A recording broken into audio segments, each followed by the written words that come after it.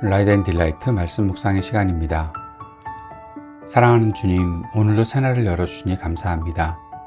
주님, 죽어야 마땅한 바라바와 같은 나를 살리기 위해 십자가의 길을 가신 예수님의 사랑에 감사합니다. 세상의 외침에 흔들리지 않게 하시고 나를 대신해 죽으신 주님의 은혜를 잊지 않으며 오늘 하루를 겸손하게 살아가게 하옵소서. 예수님 이름으로 기도드립니다. 아멘. 오늘은 누가복음 23장 13절에서 25절까지의 말씀입니다. 고난주간 함께 우리가 지내면서 읽을 본문 누가복음 23장 13절에서 25절까지의 말씀 함께 읽겠습니다. 빌라도는 대제사장들과 지도자들과 백성을 불러 모아놓고서 그들에게 말하였다. 그대들은 이 사람이 백성을 오도한다고 하여 내게로 끌고 왔으나 보다시피 내가 그대들 앞에서 친히 신문하여 보았지만 그대들이 고발한 것과 같은 죄목은 아무것도 이 사람에게서 찾지 못하였소. 헤롯 또한 그것을 찾지 못하고 그를 우리에게 돌려보낸 것이요. 이 사람은 사형을 받을 만한 일을 하나도 저지르지 않았소. 그러므로 나는 이 사람을 매질이나 하고 놓아주겠소. 그러나 그들이 일제히 소리질러 말하였다. 이 자를 없애고 바라바를 우리에게 놓아주시오. 바라바는 그 성 안에서 일어난 폭동과 살인 때문에 감옥에 갇힌 사람이다. 빌라도는 예수를 놓아주고자 하여 다시 그들에게 말하였다. 그러나 그들이 외쳤다. 그 자를 십자가에 못 박으시오. 십자가에 못 박으시오. 빌라도가 세 번째 그들에게 말하였다. 도대체 이 사람이 무슨 나쁜 일을 하였단 말이오. 나는 그에게서 사형에 처할 아무런 죄도 찾지 못하였소. 그러므로 나는 그를 매질이나 해서 놓아줄까 하오. 그러나 그들이 마구 우기면서 예수를 십자가에 못 박으라고 큰 소리로 요구하였다. 그래서 그들의 소리가 이겼다. 마침내 빌라도는 그들의 요구대로 하기로 결정하였다. 그래서 그는 폭동과 살인 때문에 감옥에 갇힌 자는 그들이 요구하는 대로 놓아주고 예수는 그들의 뜻대로 하게 넘겨주었다. 본문은 인류 역사상에서 가장 불공정하고 모순적인 재판의 정점을 보여줍니다. 로마의 총독 빌라도는 예수님에게서 죽일 죄를 찾지 못했다고 세 번이나 공언합니다.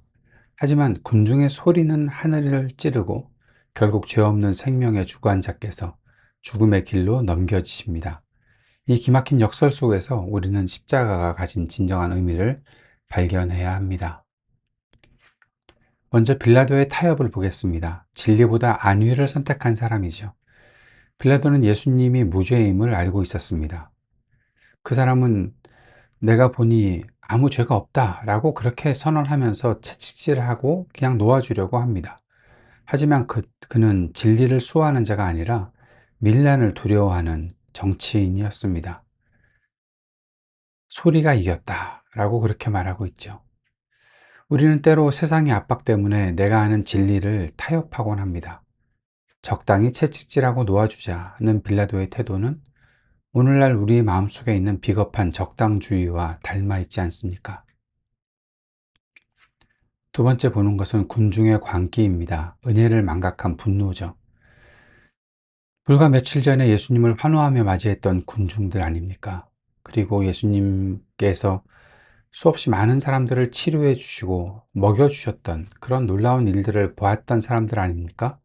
그런데 이제 그들은 그를 없이 하고 바라바를 우리에게 놓아달라라고 소리칩니다. 바라바는 밀란과 살인을 저지른 흉악범이라고 그렇게 말하고 있잖아요. 그럼에도 불구하고 그들은 빛을 거부하고 어둠을 선택한 인간의 타락한 본성을 적나라하게 보여줍니다. 군중은 자신들의 정치적 욕망을 채워주지 않는 예수님을 가차없이 버렸습니다. 내 뜻대로 움직여주지 않는 하나님을 향해 원망의 소리를 높이는 우리 모습은 아닌지 돌아보아야 하겠습니다. 세 번째는 바라바의 자리를 한번 보겠습니다. 우리를 대신한 죽음을 생각하게 하죠. 본문에서 가장 충격적인 장면이 아닐까 생각합니다. 살인자, 흉악범 바라바는 풀려나고 생명의 주이신 아무 죄가 없으신 예수님이 사형장으로 넘겨지는 장면입니다. 바라바가 풀려난 이유는 무엇입니까? 그가 착해서도 아니고 모범수여서도 아닌 것 같고 억울해서도 아닌 것 같습니다.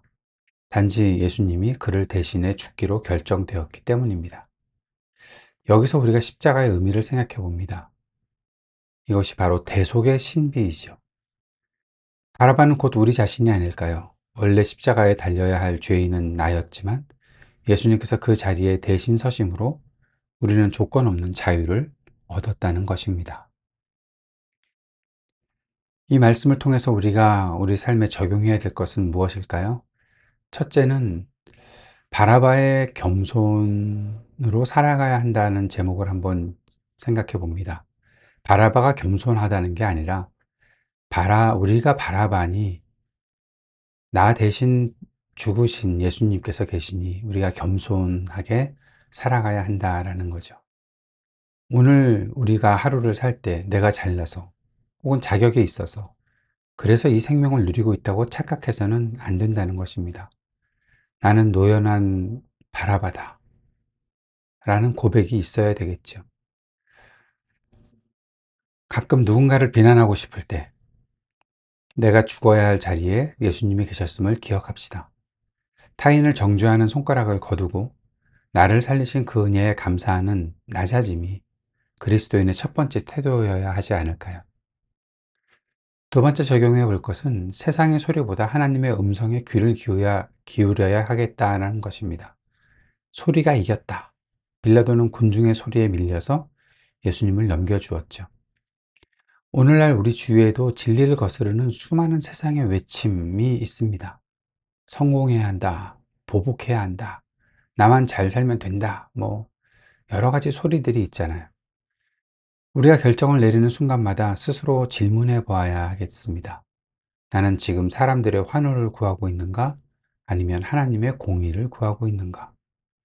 사람의 소리를 이기는 힘은 어디서 나올까요? 그것은 오직 기도와 말씀에서 나온다. 다른 답이 있을까요? 정말 기도와 말씀에서 사람의 소리를 이기는 힘이 나올 것이라고 확신합니다. 세 번째 적용해 볼 것은 십자가를 바라보는 것에서 지는 것으로 나아가야 한다는 것입니다. 예수님은 억울한 재판 과정에서도 침묵하시며 그 길을 가셨습니다. 그것이 인류를 구원하는 길이었기 때문입니다. 우리에게도 각자의 십자가가 있겠죠.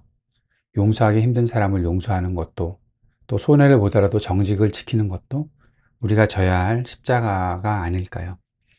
오늘 내가 마주한 고난이나 억울함이 있다면 그것을 불평하기보다 주님, 저도 주님처럼 이 길을 묵묵히 걷게 하소서라고 기도해 봅시다. 죽음 너머에 부활이 있듯이 우리의 인내 너머에 하나님의 영광이 나타날 것입니다. 예수님은 빌라도의 무능이나 군중의 악함 때문에 어쩔 수 없이 돌아가신 것이 아닙니다. 우리를 바라바의 자리에서 건져내기 위해 기꺼이 그 길을 선택하셨습니다. 이번 고난 주간에 또는 우리가 평소에 계속 갖고 있는 묵상의 시간에 우리를 대신해서 사형장으로 향하신 그 뒷모습을 기억합시다. 그리고 이제는 죄에서 노연한 자답게 우리에게 생명을 주신 주님을 위해 거룩하고 구별된 삶을 살아갈 수 있기를 바랍니다. 주님께서 가르쳐 주신 기도 함께 드리겠습니다. 하늘에 계신 우리 아버지, 아버지의 이름을 거룩하게 하시며 아버지의 나라가 오게 하시며 아버지의 뜻이 하늘에서와 같이 땅에서도 이루어지게 하소서. 오늘 우리에게 일용할 양식을 주시고 우리가 우리에게 잘못한 사람을 용서하여 준 것 같이 우리 죄를 용서하여 주시고 우리를 시험에 빠지지 않게 하시고 악에서 구하소서. 나라와 권능과 영광이 영원히 아버지의 것입니다. 아멘.